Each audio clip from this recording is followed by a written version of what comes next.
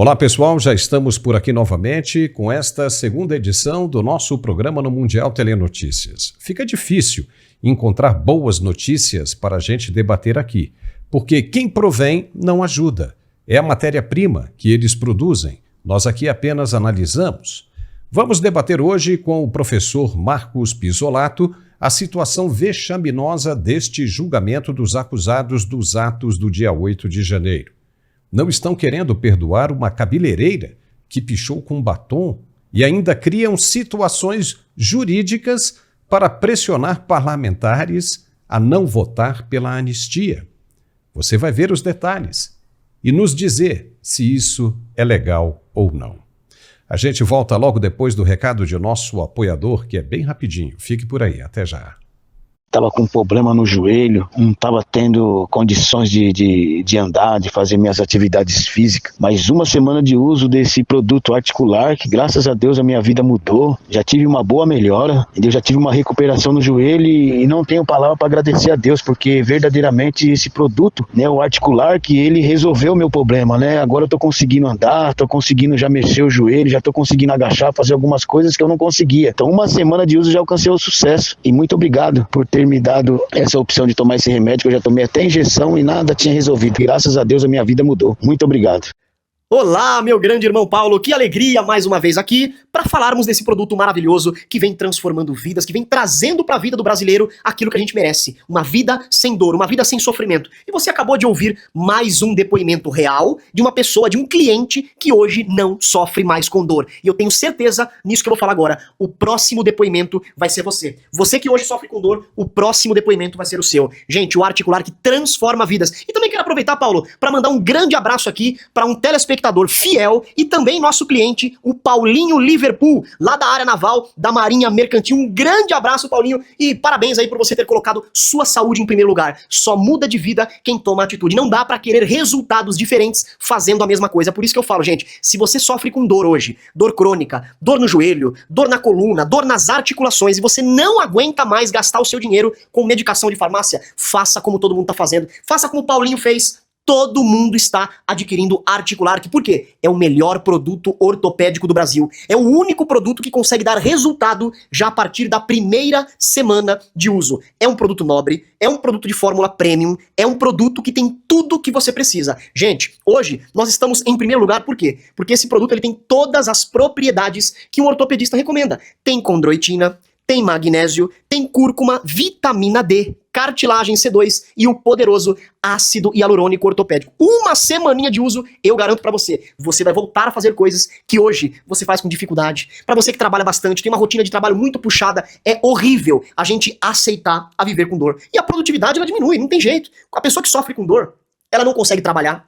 Quando ela chega cansada do trabalho, não quer saber da família, não quer saber de esposa, não quer saber de marido, não quer saber de filhos, a pessoa só quer saber de deitar e dormir, tentar descansar. E o pior é que isso muitas das vezes nem acontece. A pessoa não consegue dormir, vira pra cá, vira pra lá, quando acorda estressada porque não dormiu direito. Gente, a dor acaba com qualquer um. Só que nós temos agora a oportunidade pra acabar com essa dor, porque o Articular que é um produto rápido, é um produto eficaz, porque quem tem dor tem pressa. E olha só, gente, o único produto no Brasil que tem o ácido hialurônico ortopédico dentro da cápsula. Isso significa que você que está me ouvindo agora não vai precisar aplicar aquelas injeções. Sabe aquela infiltração que aplica no joelho, que aplica na coluna? Pois é, aquilo lá é ácido hialurônico e já está presente no Articular. Então isso faz com que você não precise ficar indo atrás de medicações, muito menos ir atrás de procedimentos ortopédicos, gente. Basta você tomar 2 cápsulas ao dia e você vai ver a diferença que esse produto vai trazer para você com uma semaninha de uso. Você tem artrite, artrose, tem bursite, tendinite, fibromialgia, não tá aguentando mais desperdiçar o seu dinheiro com medicação, não tá aguentando mais o sofrimento todos os dias, então você vai tomar uma atitude agora. E eu tenho certeza que o próximo depoimento vai ser o seu. Para isso acontecer, você precisa ligar agora. Aproveita porque hoje temos uma promoção imperdível. Somente hoje, os 3.000 primeiros telespectadores que ligarem a partir de agora,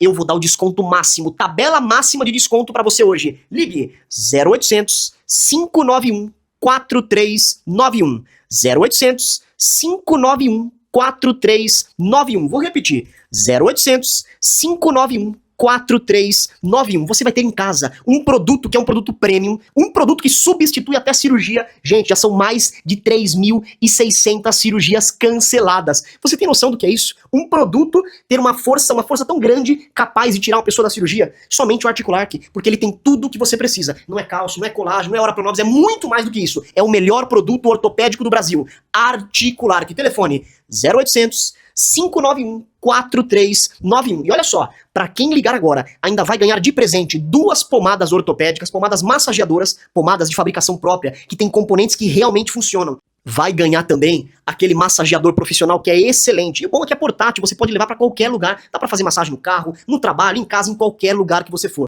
E não para por aí. Para quem ligar agora, ainda vai levar para casa de presente o robô aspirador. Sabe aquele robô que anda pela casa inteira fazendo a faxina para você? Pois é, está em alta. E aqui eu trago para você pensando na sua saúde. É para poupar o seu esforço diário. Esse robô, ele entra debaixo da cama, do sofá, fazendo toda a aspiração. E para quem tem pet, cachorro, gato, animal em casa, ele é ótimo porque ele tira todos os pelos. Ele vai limpando a casa, é bem simples. Basta você apertar um só botão e ele vai limpando toda a sua casa. Tudo isso de presente para você. E o melhor, você não paga nada agora. Recebe em casa e o pagamento só pro final do mês que vem. Ligue e peça o seu 0800 591 4391. 0800 591 4391, Paulo.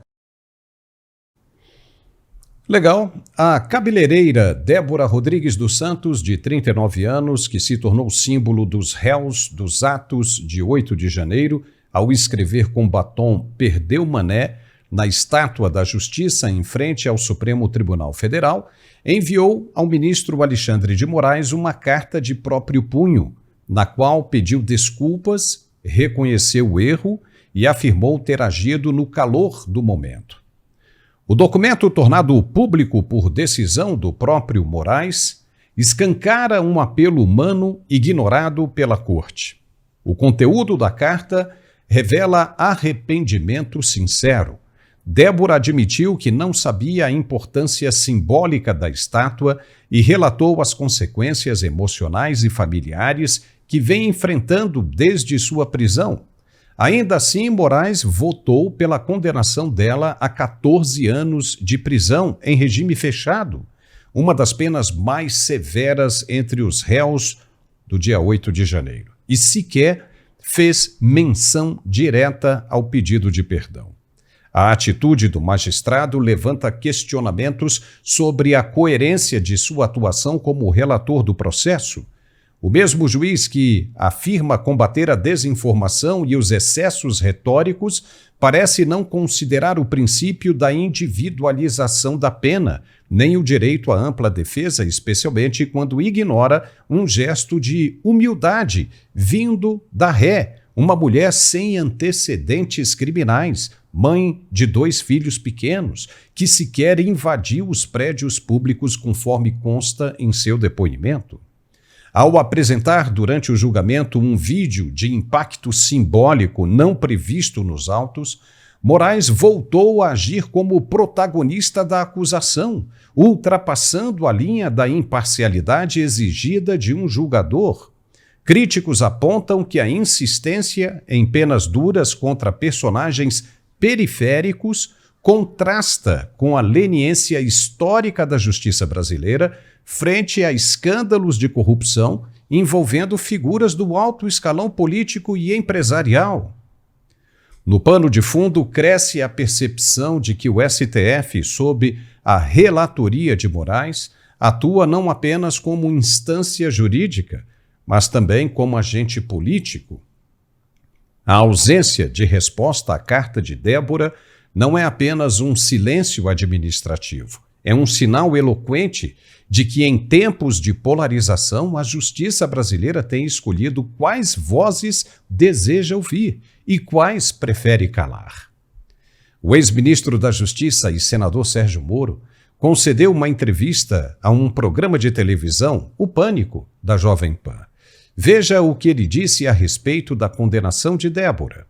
Mas eu acho que isso faz muito mal ao Supremo Tribunal Federal insistir nesse rigor excessivo para essas pessoas. E olha, Emílio, porque eu sempre fui um juiz rigoroso, né? Eu, 22 anos juiz, a gente era considerado mão pesada. Agora, não dá para tratar uma pessoa que pintou batom na estátua E quem vai acabar pagando por isso a longo prazo é o próprio Supremo Tribunal Federal. Isso é muito sério.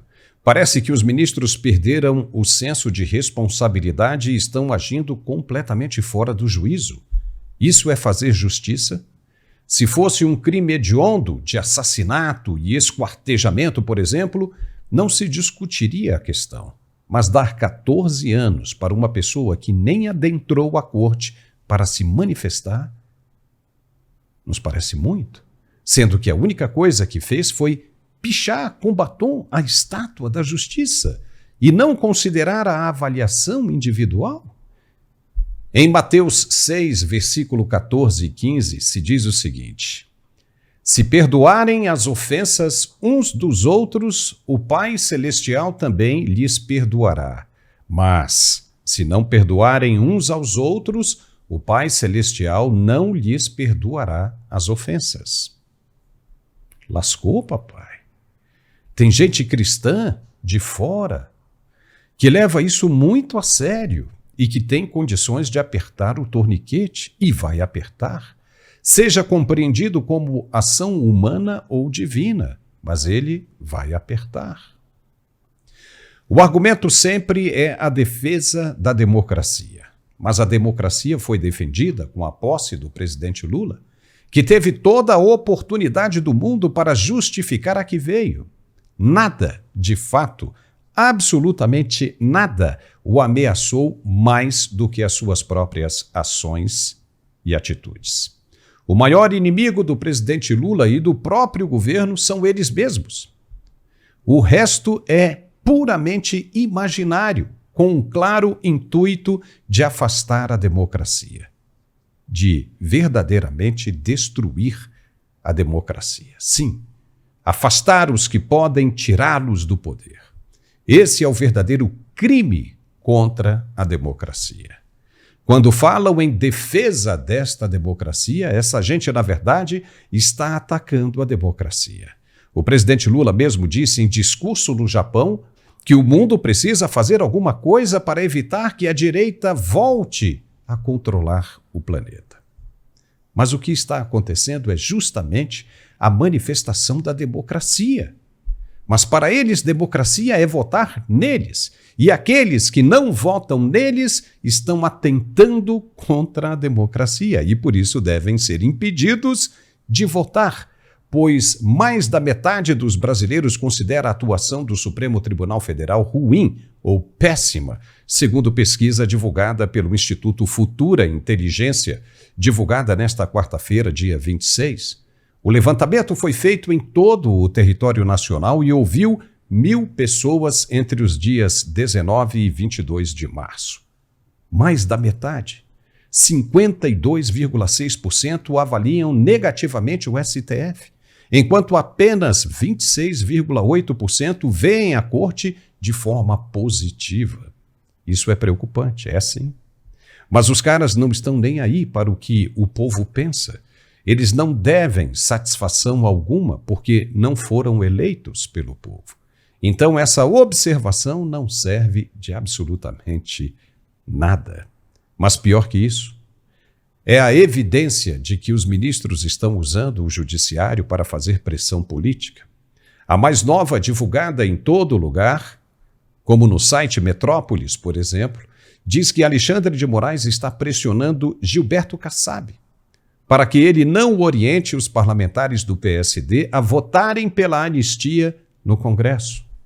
Pois a recente decisão do ministro de reativar uma investigação antiga contra Gilberto Kassab, presidente do PSD, em pleno debate sobre a anistia aos envolvidos nos atos de 8 de janeiro, levanta sérios questionamentos sobre o uso do judiciário como instrumento de pressão política. Oficialmente, a medida tem como base indícios de corrupção, Caixa 2 e lavagem de dinheiro. Acusações graves, sem dúvida alguma, contra Kassab. Mas o momento escolhido para trazê-las de volta à superfície não parece coincidência.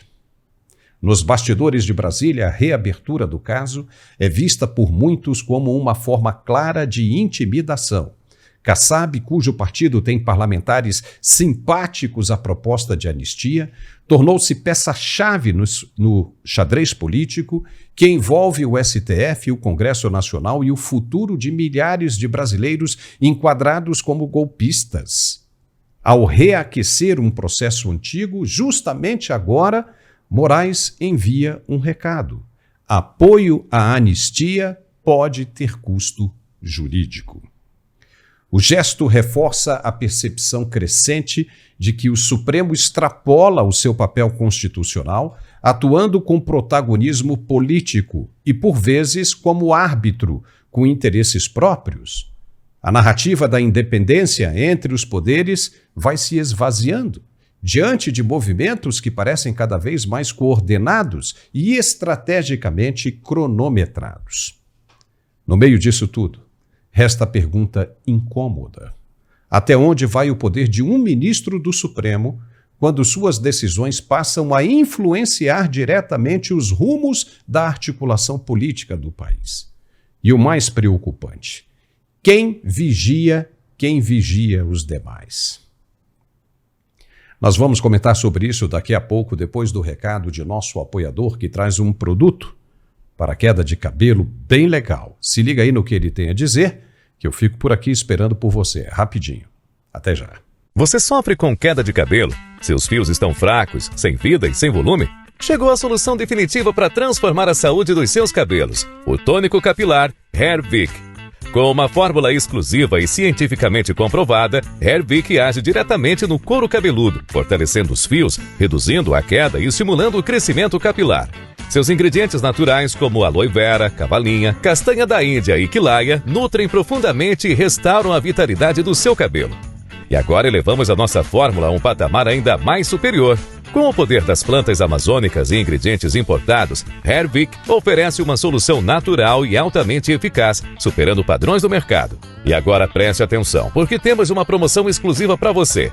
Nos próximos 10 minutos, as 50 primeiras pessoas que ligarem para 0800 020 17 26 e adquirirem o tônico capilar Hairvic vão garantir até 50% de desconto e ainda ganhar um smartwatch de presente. Isso mesmo! Você cuida do seu cabelo e ainda leva um smartwatch para acompanhar sua saúde e bem-estar.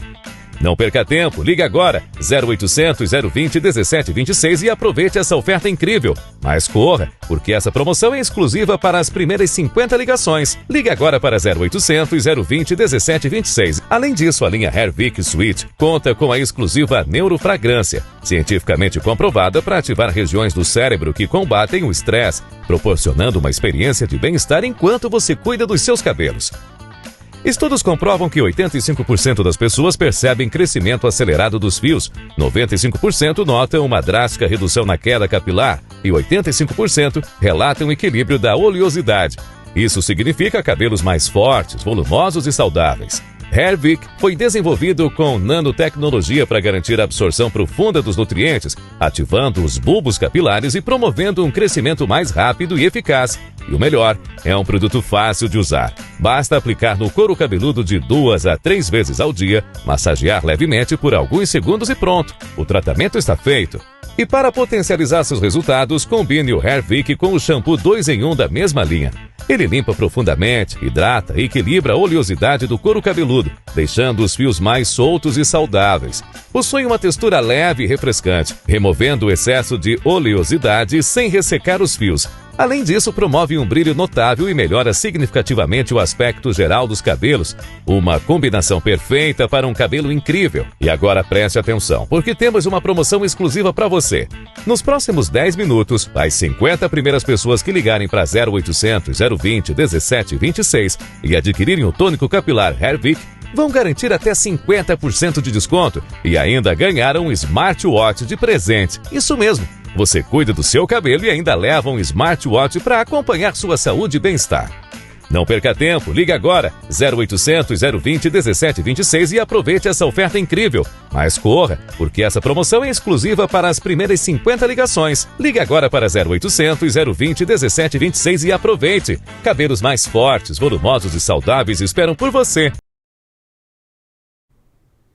Legal, já estamos de volta com mais um segmento aqui em nosso programa. Agora há pouco a gente estava falando da pressão que o judiciário e mais especificamente o ministro relator estaria exercendo sobre os parlamentares. É o que se fala muito nos corredores oficiais em Brasília. Falamos da situação do presidente do PSD, Gilberto Kassab, que teve um processo de corrupção ativa reaberto contra ele no Supremo.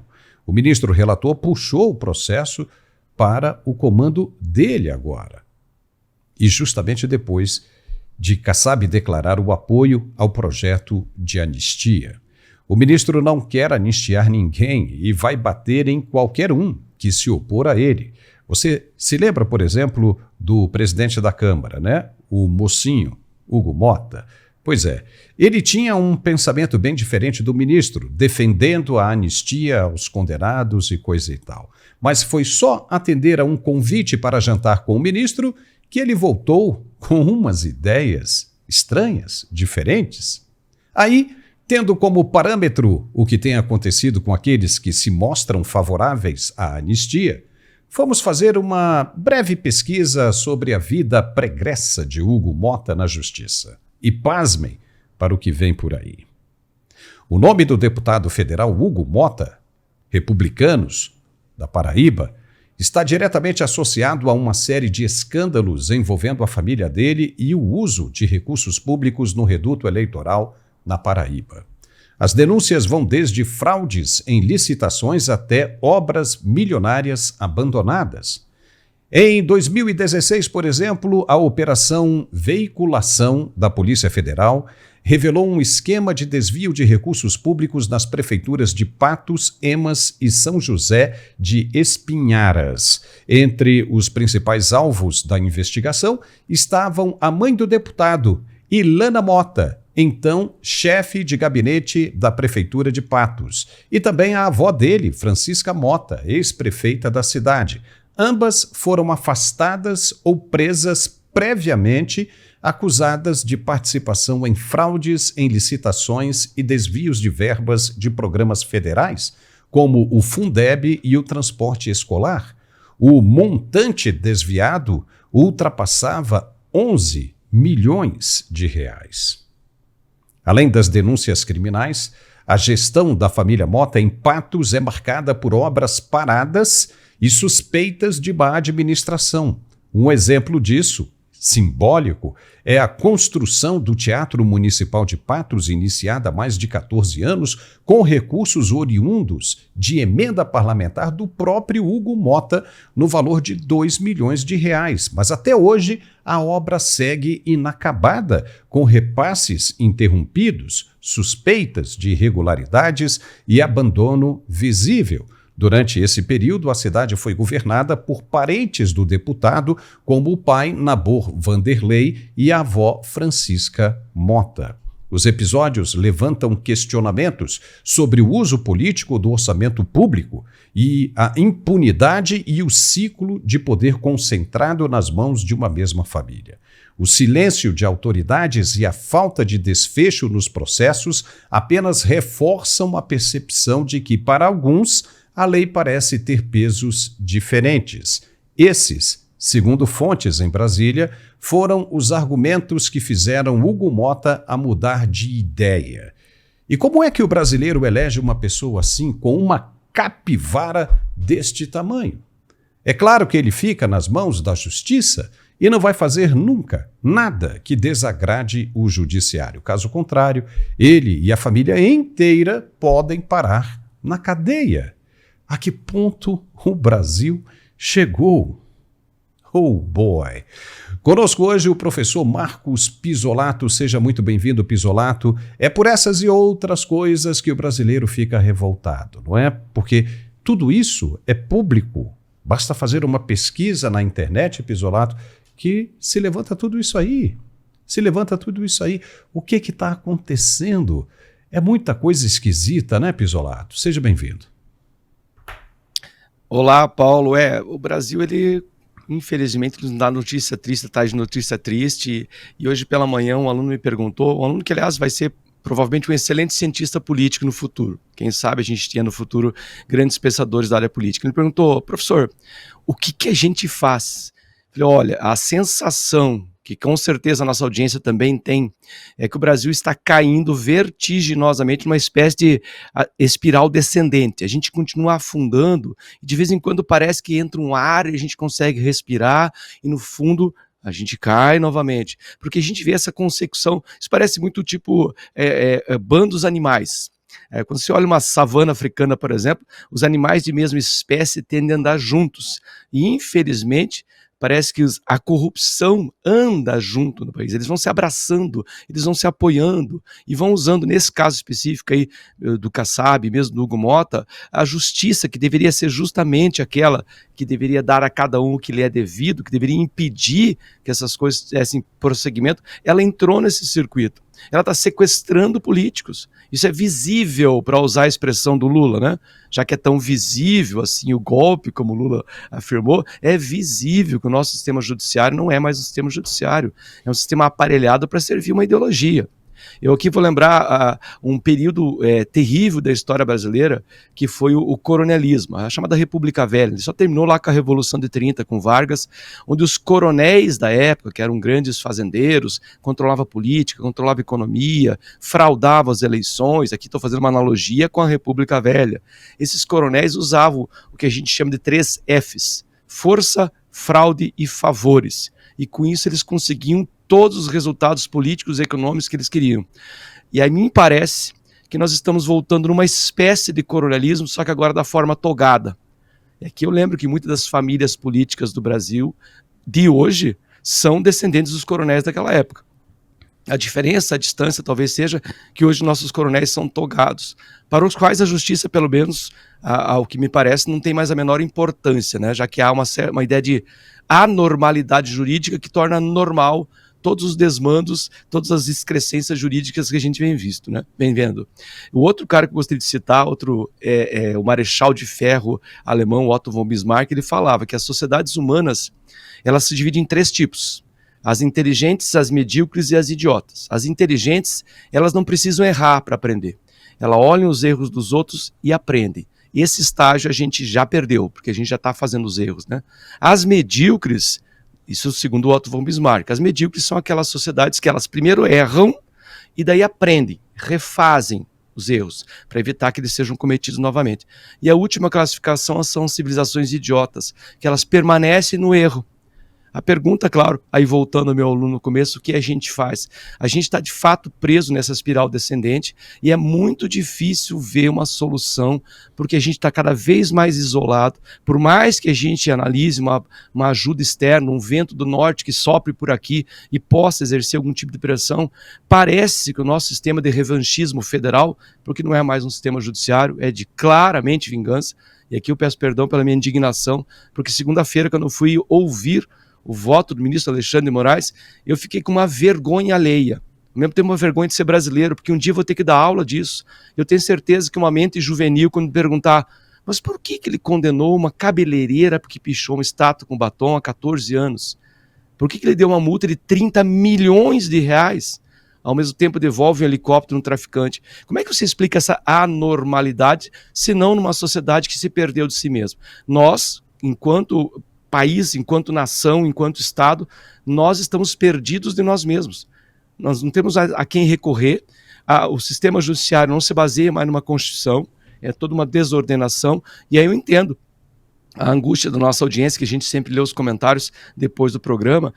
Há muita gente angustiada. Eu repito, a gente tem que ter, infelizmente, a paciência, o controle, para que nós continuemos a combater esse tipo de coisa, com a palavra, com a civilidade. Mas eu compreendo que esse sequestro que o judiciário vem fazendo com os políticos, o caso do Kassab, então, é absurdo, uma coisa lá de 2019, né, Paulo?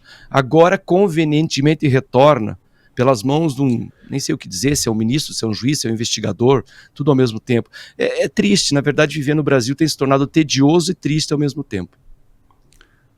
Olha, o que aconteceu com o Hugo Motta foi uma coisa muito estranha, né? Ele ter mudado de comportamento e de pensamento de uma hora para outra tão radicalmente. Obviamente que nós não estamos dizendo que houve absolutamente nada. Até onde nós sabemos, de fato, foi apenas um jantar.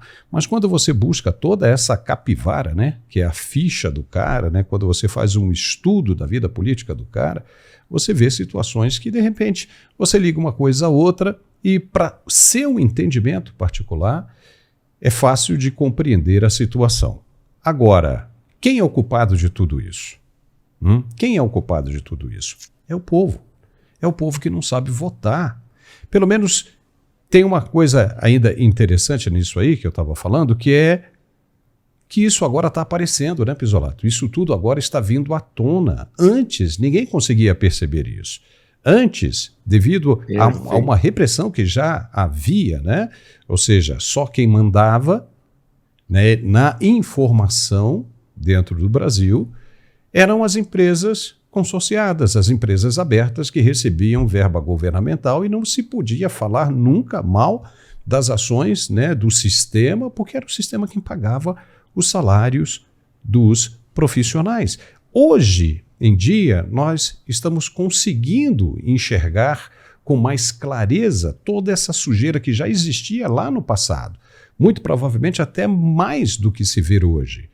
Agora, nós estamos enxergando, e de novo, a culpa é do eleitor. Aquele cara, bananão, centrãozão, né? Ou seja, o cara que isentão, que diz, não, eu não quero falar de política, eu voto porque eu sou obrigado.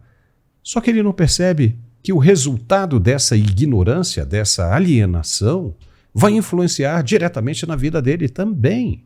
Aí o cara sai votando no nome de qualquer um, o cara não procura saber da vida daquele candidato, sai votando em qualquer um, e aí você coloca essas coisas aí, né, no comando, né, do país, né, pessoas que facilmente são pescadas, pegas ali na isca e são obrigadas a cumprir com as normas do sistema, caso contrário terão de pagar um preço muito alto por isso.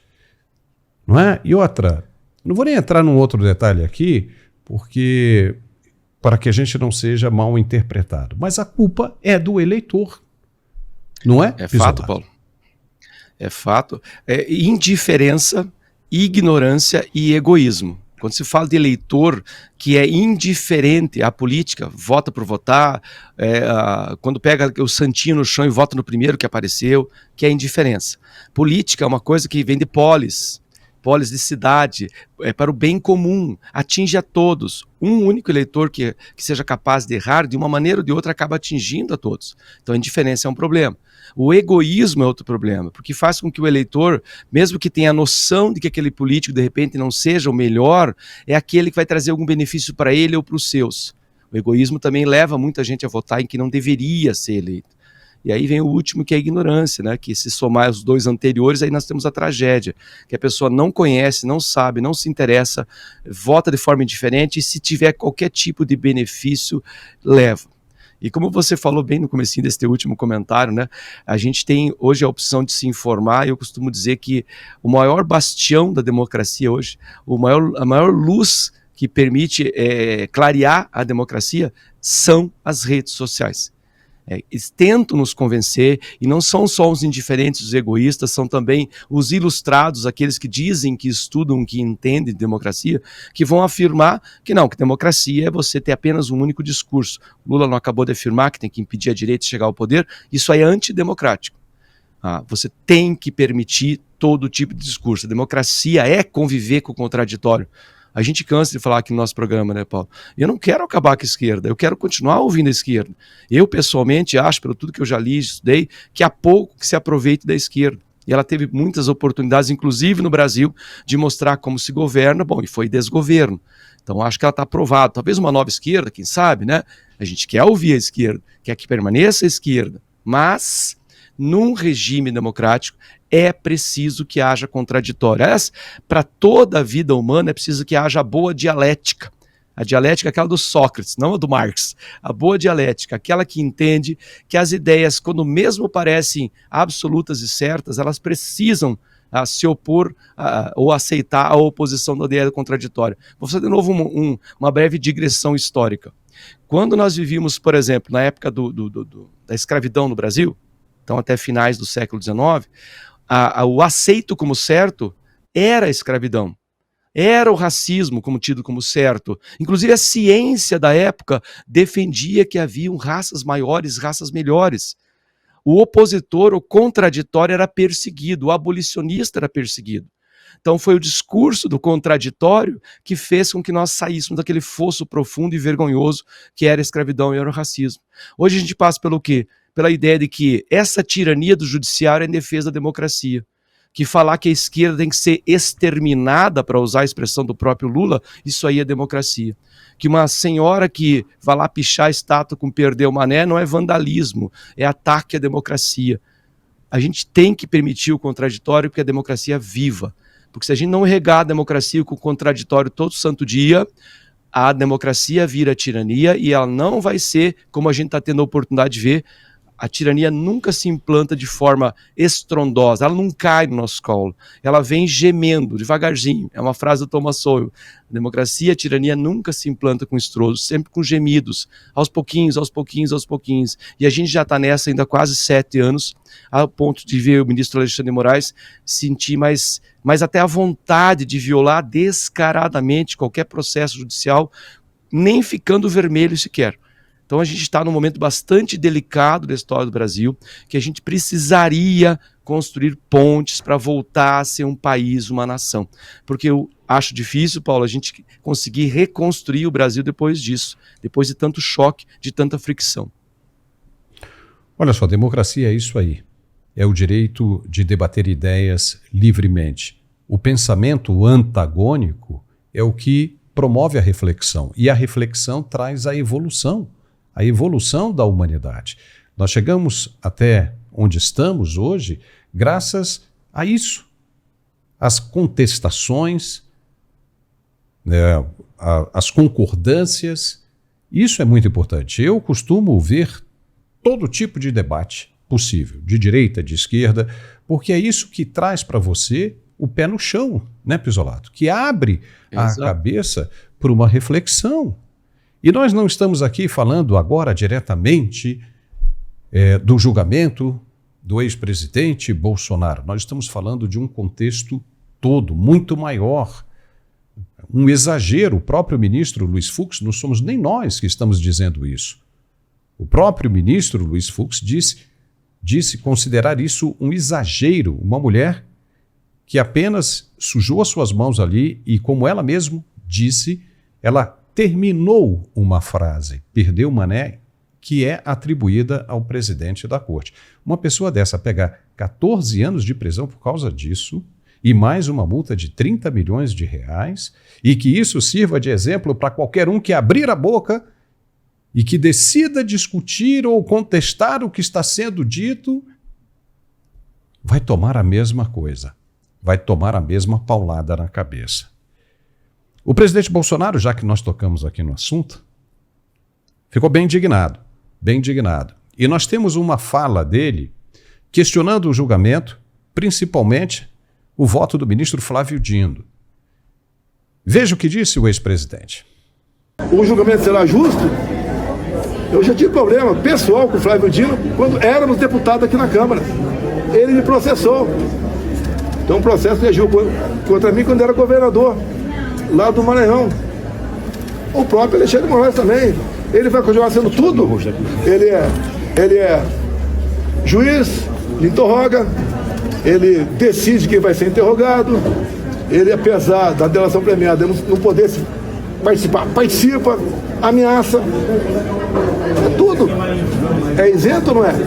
Em vários momentos é citado ele como vítima. O vítima, né, vai julgar a mim? O julgamento será isento? Repito, para mim seria muito mais fácil, melhor estar do outro lado. Mas estou do lado do povo brasileiro, de Deus e da verdade. Pizzolato, só um cego não consegue enxergar o que está acontecendo. Se enxerga, é um tolo em achar que, não, se lá na frente virar contra nós resolvemos. Não resolve. Não resolve. Isso é uma anomalia que passa a crescer. Quando essas pessoas perceberem, com o tempo, o monstro que criaram, ele está maior do que elas. Não há mais como remediar, não é isso? Perfeito. Perfeito. O Lenin chamava essas pessoas que apoiam as ditaduras de idiotas úteis. Porque a guilhotina que corta uma cabeça pode cortar qualquer cabeça. Esse, aliás, era o lema da Revolução Francesa, né? Se eu posso matar um rei, eu posso matar qualquer rei.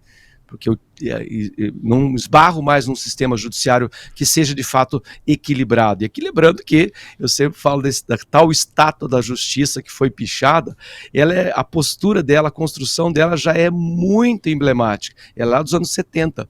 Se ela tivesse a previsão de que um dia chegaria a esse ponto. Ela é uma senhora sentada sem balança. A estátua da justiça não tem uma balança, ou seja, não há equilíbrio no símbolo à frente do Supremo Tribunal Federal.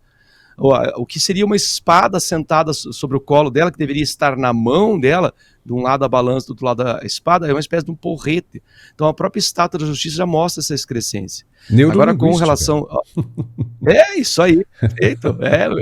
É simbólico aquele símbolo, aquela estátua. Agora, esse caso do Bolsonaro é óbvio que há suspeição de pelo menos 3 juízes, né? Eles já declararam publicamente, há vídeos dos juízes declarando a sua aversão ao agora réu presidente Bolsonaro. Então é claro que eles estão em suspeição, é óbvio que eles não poderiam julgar. O próprio Alexandre de Moraes, o mesmo ministro Dino, que já chamou o presidente inclusive de demônio, né? Fica claro que eles têm uma aversão ao réu, porque agora ele é réu. Então o julgamento já é comprometido, mas a gente tem que preparar o espírito da nossa audiência, né? Esse vai ser um julgamento tremendamente rápido, porque tudo que entrar de embargo, tentativa de retardar o processo, ou melhor, para ganhar tempo, para poder ter acesso às provas. Eu assisti uma fala de um advogado dizendo, mas eu não vi o computador que foi apreendido, eu não vi o celular que foi apreendido, como é que eu vou conhecer as provas? Então tudo isso vai ser barrado pelo ministro Moraes para acelerar o processo. A gente sabe, e é preciso que se prepare, porque o presidente Bolsonaro, se não vier nenhuma variável nossa nessa equação, nova nessa equação, o presidente será condenado e a pena será bastante alta. Se a Débora Rodrigues foi condenada a 14 anos por pichar a estátua de batom, se o Jaime Yunkes, que é preciso lembrar dele também, né? Ele pediu para ser libertado, porque o Jaime Yunkes é aquele professor aposentado de 68 anos, que tem câncer na próstata e problema cardíaco, ele precisa ser tratado, e o Moraes, eu acho que em 10 minutos indeferiu o pedido de liberdade para tratamento dele. Uau. Então é uma questão também, é tremendamente cruel a gente imaginar que um juiz, que é um ministro, melhor dizendo, que é capaz de soltar muito rapidamente, como você bem disse no começo, ser muito leniente com traficantes e grandes corruptos, que fizeram um estrago muito maior na sociedade, por mais que não pareça direto, né? Qual é o estrago que um traficante faz? Gente, olha quanto custa ao Brasil combater o tráfico, quanto custa em saúde pública combater ou ajudar os viciados, quanto custa para a saúde pública o desvio de verba. É um crime muito, mas muito pior que pichar uma estátua, que no máximo seria vandalismo, daria uns 6 meses de serviço comunitário. O caso do Bolsonaro, a gente infelizmente tem que saber que é no mínimo 28 anos de prisão que ele vai pegar. Se não chegar perto dos 40 anos, a prisão será rápida. Eu não sei se chega até setembro. E aí eu não sei como é que a população brasileira vai tratar desse problema, porque daqui até lá, o que a corte vai fazer, o que o STF vai fazer, é mostrar, justamente através das condenações das hierarquias menores desse suposto golpe, né? Que a própria investigação já é estranha, o juiz atua como investigador, o juiz acrescenta novas provas, né? Assim, descaradamente, filmado pela TV Justiça, do nada aparecem provas apresentadas pelo juiz. O juiz cita ele mesmo em terceira pessoa, gente. Isso é de uma excrescência que é uma coisa absurda de imaginar. Segundo o ministro Alexandre de Moraes, e quem está falando é o próprio Alexandre de Moraes. Eu fico imaginando a cena, se ele for chamado para depor, ele vai sair da bancada e vai lá dar entrevista para ele mesmo? Como é que vai funcionar isso? Então, primeiro que a gente tem que se acostumar, porque não é mais uma normalidade jurídica, gente. Essas maluquices, essas absurdidades, a gente tem que se acostumar com elas, mas acostumar no sentido de não achar mais surpresa. O que a gente vai fazer com isso é outro problema. Por enquanto ainda tratam, né, de julgamento, essas coisas todas, pelo menos é o que aparenta, apenas para seguir protocolo, né? Porque já tomaram a decisão. A decisão está clara. Aí eu lhe pergunto, será que existe algum advogado no mundo que conseguiria aí reverter essa situação? Nem mesmo se Rui Barbosa aparecesse ali iria conseguir, viu, Pisolato? De jeito nenhum. Que, aliás, por quê? Porque a decisão já está tomada. Os caras estão apenas seguindo o protocolo. Isso é um julgamento para inglês ver, né? Isso aí. E, infelizmente, Paulo, aliás, o próprio Rui Barbosa, né? A pior tirania que existe é do judiciário. Não há quem recorrer. Nós não temos a quem recorrer. E digo mais, eu estou num dia meio pessimista para essas análises. Vamos supor que o Kassab e o PSD não caem nessa armadilha aí de ser sequestrado para tentar trazer para votar contra a anistia. Mas vamos imaginar que por uma força divina a anistia seja aprovada. Mas aí vai bater no STF e eles, como ignoram a Constituição, ignoram a ordem dos 3 poderes, interferem com muita frequência nos 3 poderes. Não existe mais 3 poderes no Brasil. É muito claro, o jantar aqui ele mostrou isso. Como assim o discurso do Gumota mudou magicamente do dia para a noite após o jantar? O que tinha nesse macarrão? O que tinha nesse vinho caríssimo? Alguma coisa tem que ter acontecido. A gente tem que se acostumar, infelizmente, com essa normalidade. Eu vou falar agora para os meus alunos, Paulo. Eles estão angustiados. Quem tá pensando em direito, está pensando em ciência política, eles ficam angustiados. Olha, infelizmente, a gente está tendo uma oportunidade. Oportunidades podem ser boas ou podem ser más. Você pode tirar dessa oportunidade a lição de que nós precisamos deixar de ser indiferentes à política. Nós precisamos deixar de ser egoísta em política. Nós precisamos deixar de ser ignorantes em política. É uma oportunidade para que no futuro, e aqui eu vou encerrar citando o filósofo Platão, que dizia que quando uma sociedade queria se reconstruir, ela precisava de uma aristocracia, aqui no bom sentido da palavra aristocracia, tá? Porque a aristói significa os melhores. Nós precisamos eleger pessoas melhores. Nós não podemos eleger um Hugo Mota, uma capivara desse tamanho. Como é que uma pessoa tão comprometida assim com escândalos de corrupção, ou mesmo o próprio Kassab, porque ele foi acusado de corrupção passiva, caixa 2, lavagem de dinheiro, e foi eleito. Então o brasileiro tem que sair desse vício, dessa arapuca de ser indiferente, ignorante e egoísta para a política. Talvez essa, a longo prazo, seja a solução para o Brasil. A médio e curto eu não sei, Paulo. A anistia é um projeto de lei. Se ela for colocada para votação na Câmara, o que agora nós já duvidamos disso, né? Depois de saber da vida do cara, né? É muito fácil você pressionar, né? E quem tem uma ficha como essa tem medo, né? Não tem como fugir disso. Mas vamos lá, vamos supor que coloque, né? Como você disse aí, de repente haja aí um lampejo, pumba, um milagre, pimba, e se coloca para votação, né? Afinal de contas, agora em 2026 vai ter eleição geral. Então esses caras aí, a Câmara inteira poderá ser renovada. E o que é positivo em tudo isso é justamente essa capacidade do brasileiro agora, aparentemente, estar mais maduro, mais interessado pelos acontecimentos, né, pela política, e vai buscar, né, o que está cobrando. Isso você pode ter certeza absoluta disso.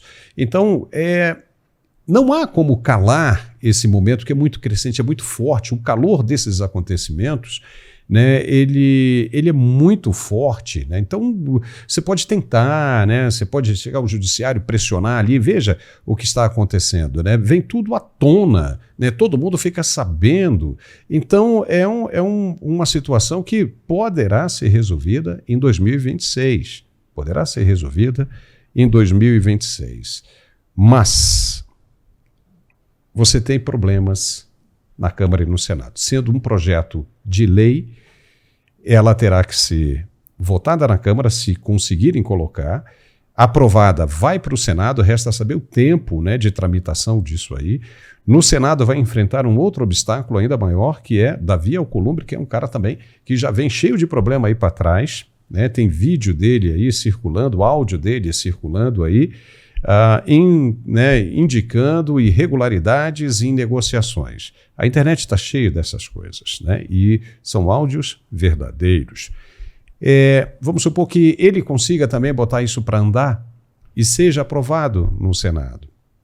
Volta para a Câmara e depois segue para a aprovação do presidente. Você acha que o presidente vai aprovar? Não vai. Né? Não vai. Agora, se for uma PEC, uma proposta de emenda constitucional, aí não passa pelo presidente, né? Resta saber como é que os caras vão tocar isso e em quanto tempo vai rolar isso. Eu não quero ser pessimista, não quero desanimar, né, as pessoas que estão envolvidas no processo, mas vai depender muito disso aí, né? Como é que vai rolar isso aí, né? Ou seja, como é que vai tramitar isso aí? Em que tempo?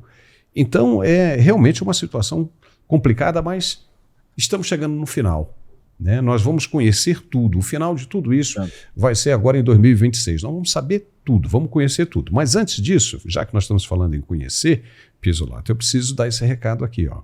Opa! É esse perfume aqui. Rapaz, esse perfume é bom, cara. Muito bom. É o perfume que eu uso todos os dias. Já tem gente comprando pra caramba e gente já elogiando o perfume, né? Tem gente aí mandando já mensagens, né? Elogiando. E realmente ele tem uma fragrância muito bacana e duradoura. Vale a pena testar.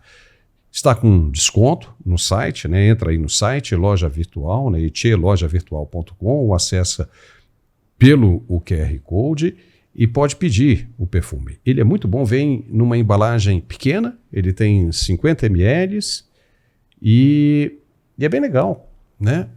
Unissex, pode ser dado de presente para o marido, para a esposa, namorado ou namorada, eu sempre falo isso aqui, mas é bem legal. Então eu vou pedir ao nosso espectador, nosso net espectador, que vá lá e dê uma conferida. Vale a pena. Etê, Uma Noite em Sevilha. Pizzolato, olha só que curioso, né? Nós estamos falando dessa situação toda, vexaminosa, de exageros, mas nada do que está acontecendo é surpresa. Sabia disso? Os internautas acabaram resgatando e voltaram a publicar um vídeo cheio de profecias sobre, adivinha o quê? A entrada do ministro na Suprema Corte. Entidades fizeram até abaixo-assinados, pedindo para que ele não fosse aprovado na sabatina do Senado. Vamos rever agora o vídeo que voltou a circular. Veja aí. Na véspera da sabatina de Alexandre de Moraes, o Senado recebeu um abaixo-assinado contra a indicação dele ao Supremo Tribunal Federal. Estudantes de direito da faculdade onde ele leciona lideram o protesto. Com tremenda inquietação, a nota de repúdio foi lida pela presidente do Centro Acadêmico da Faculdade de Direito da Universidade de São Paulo.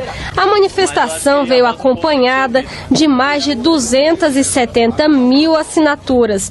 Ela também tem o apoio de entidades da sociedade civil, como a Associação de Juízes para a Democracia e o grupo Tortura Nunca Mais.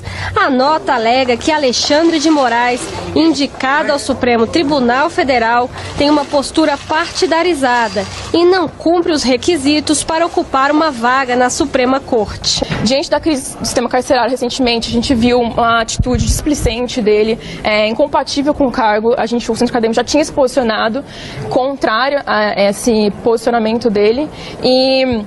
sem falar no notório saber jurídico, a gente acredita que ele não possui, como a imprensa tem divulgado, os casos de plágio na tese dele. Senadores da oposição receberam o abaixo-assinado e pediram à Comissão de Constituição e Justiça que inclua o documento no processo de sabatina de Alexandre de Moraes. Nós consideramos preocupante, temerário, para dizer o mínimo, que alguém com o conjunto de argumentações contrárias que a sociedade civil tem apresentado, seja indicado pelo senhor presidente da República para um posto da qual terá um mandato de, no mínimo, outros 26 a 27 anos. A manifestação de todos brasileiros é oportuna e importante.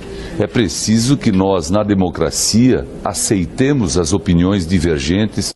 O senhor não tem vergonha de ser ministro da Justiça e sair para poder ser indicado para ministro? Alguns chegam aqui e vendem a mãe, porque mente tanto, e quando põe a toga, chega lá no Supremo é completamente diferente. Ah, mas o senhor é ligado a um partido político. Nisso aí Temer errou, tem indicado você. Ah, brincadeira tem hora. Chegaram muita denúncia contra o senhor, manifestações contra o senhor. Não se separa um homem das suas convicções. Porque disseram que tinha um processo contra o senhor também, mas o senhor sabe que seu futuro pretenso colega Barroso, antes de ser sabatinado e antes de ir para plenário, ele tinha processo no STJ na Maria da Penha de ter batido em mulher. O povo brasileiro não tão somente perdeu respeito pela classe política, mas perdeu respeito também pelas cortes supremas desse país.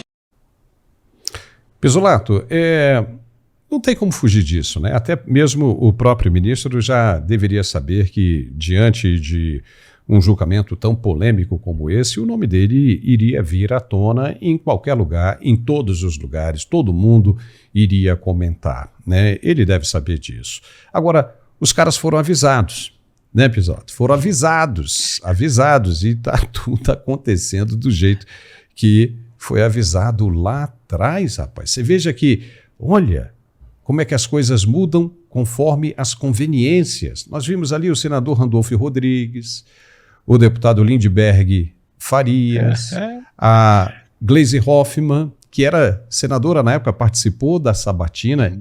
Nenhum deles queria o ministro onde está. E hoje todo mundo corre lá para o ministro para pedir as coisas. É impressionante isso. Como é que se pode confiar em gente assim, né, Pisolato?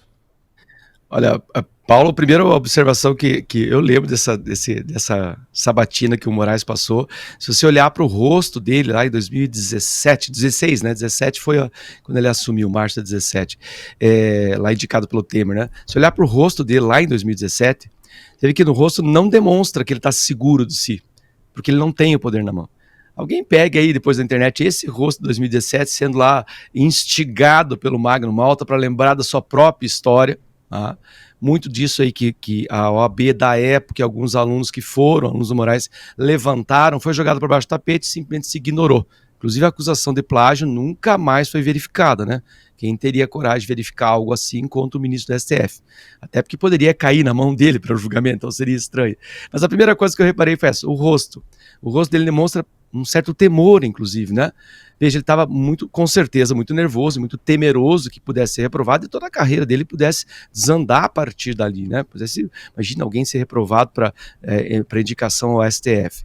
E olha o rosto dele agora. Se a gente colocar os dois rostos juntos, a gente vai enxergar toda uma evolução antropológica, quão cruel ele se tornou. O rosto dele hoje demonstra isso. Se a gente olhar o olho dele, a bochecha, o queixo firme, ele está realmente muito poderoso no Brasil. Outra coisa que você bem apontou, né, que engraçado que é a política, né, é um jogo de conveniências, a gente se indigna, a gente fica entristecido, fica angustiado, fica revoltado, fica raivoso, fica odioso, mas esse é o jogo da política, infelizmente, né, ainda mais quando nós não temos na política as pessoas mais bem preparadas para serem políticos. Eu sempre brinco com meus alunos aí que sonham em ser grandes advogados, grandes juristas. Eu falo, olha, se um dia eu for presidente do mundo, um dos primeiros critérios que eu vou exigir para ser político é conhecer de leis. Como que o brasileiro vai lá e vota num jogador de futebol? Nada contra ele enquanto jogador de futebol, ele pode até fazer coisas boas. O Romário fez coisas muito boas, por exemplo, na proteção às crianças com síndrome de Down. Mas ele seria previamente um bom candidato a político? Ele não entende nada de leis, ele só tinha quinta série, o Tiririca só tinha quinta série. O brasileiro precisa aprender a votar, o ser humano é o único capaz de escolher como líder, não o melhor, o mais forte do bando. A gente escolhe o leão pela média. A gente tem um presidente que estava condenado. Então, como assim? Por isso que você falou antes da pesquisa que fizeram sobre a aprovação do STF, tá lá, mais de 52% recusaram, né? Reprovam. Mas 20% aprovam. Meu Deus, eu queria viver nesses 20% aí. Essas pessoas devem ser os indiferentes. Não é possível que 20% ou não entendem absolutamente nada de lei, ou são pessoas que estão buscando revanche. E nós não queremos sistema judiciário revanchista. Nós queremos sistema judiciário e não de justiçamento. E olha só, já que você tocou nesse negócio aí do mundo e tudo mais, vamos mudar um pouquinho de assunto, mas que também tem, de uma certa forma, a ver com o que nós estamos conversando. O porta-voz do governo Donald Trump, Mike Johnson, decidiu falar abertamente agora sobre a possibilidade de impeachment de juízes federais que insistem em se colocar na frente das ações executivas do presidente. São juízes esquerdistas com tendências globalistas que continuam achando que podem atrapalhar o mandato do presidente americano. Não podem. Mike Johnson começou a falar abertamente agora em tom de ameaça e a deixar isso bem claro, que o Congresso americano tem autoridade para interromper o repasse de verbas para as cortes federais, deixando os juízes na míngua. E o que o governo vai tratar disso, se esses juízes continuarem achando que podem atrapalhar a vida das pessoas. Veja o que o Mike Johnson disse. Authority over the federal courts, as you know. We can eliminate an entire district court.